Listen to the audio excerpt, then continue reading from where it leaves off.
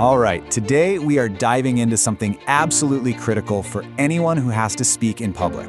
How to handle those really tough, challenging questions with total poise and professionalism. We're going to turn that pressure into a huge opportunity.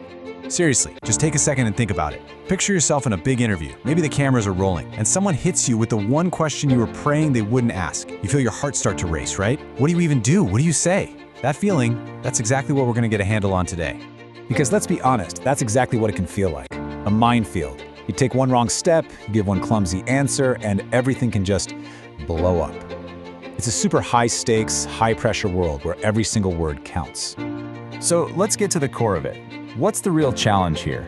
Well, a difficult question is designed to put you on the spot.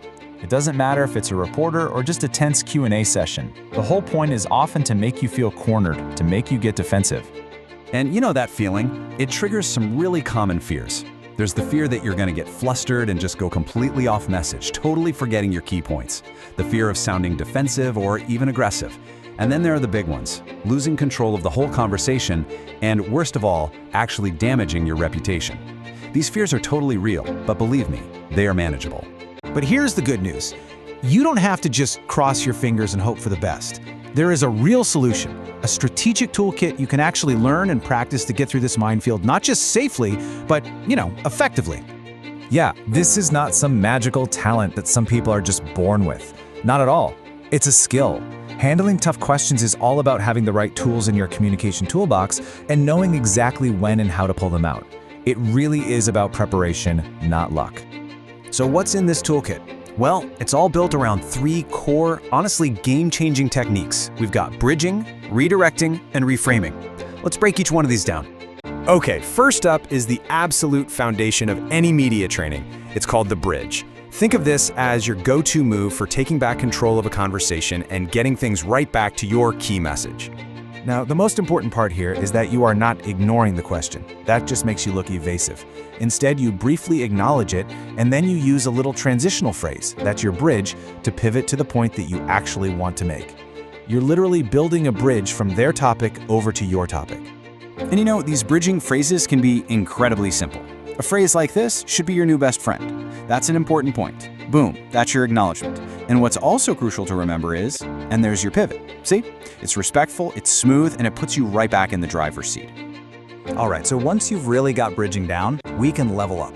Let's talk about 2 more advanced techniques, redirecting and reframing. These are what you use when you need to make a much bigger shift in the conversation.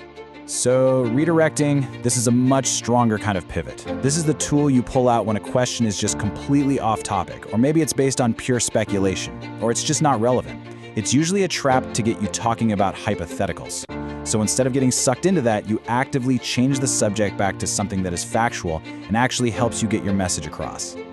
Now, reframing, this is probably the most powerful tool in the entire kit. This isn't about changing the subject, it's about changing the question itself. You use this when a question has a loaded word or false assumption baked right into it. So for instance, if someone asks, "Why is this project failing?"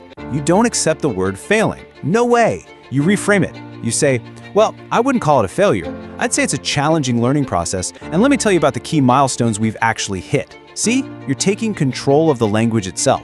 So if you're trying to keep it all straight in your head, here's the absolute simplest way to remember the difference. Redirecting basically says, hey, let's not talk about that, let's talk about this instead.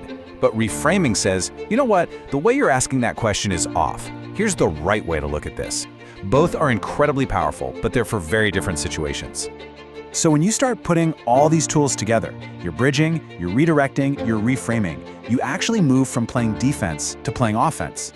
The goal is no longer just to survive tough questions. It's to use every single question as another chance to deliver your message.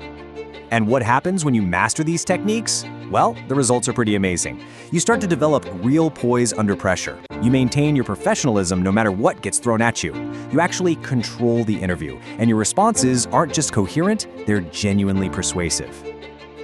At the end of the day, what this all comes down to is a really fundamental transformation. It's about taking that initial feeling of panic and anxiety, the one we talked about at the very beginning, and turning it into a feeling of pure confidence and control. You walk in knowing you have the tools to handle anything. So I'll leave you with this final question to think about. The next time you're getting ready for an interview or a big presentation, just ask yourself this. Is my goal just to answer whatever questions people ask me? Or is my goal to actually lead the conversation? Because with these tools, you can absolutely do the latter.